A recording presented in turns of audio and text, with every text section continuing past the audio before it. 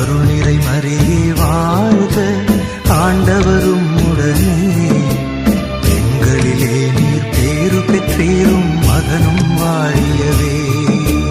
பரிசுத்த மரியாயே எங்கள் பரமனின் தாயாரே, பாவிகள் எங்களுக்காய் பரமனை மன்றாடும், இப்போதும் நீர் மன்றாடும், எப்போதும் நீர் மன்றாடும், இப்போதும் நீர் மன்றாடும், எப்போதும் நீர் மன்றாடும். தீமைகள்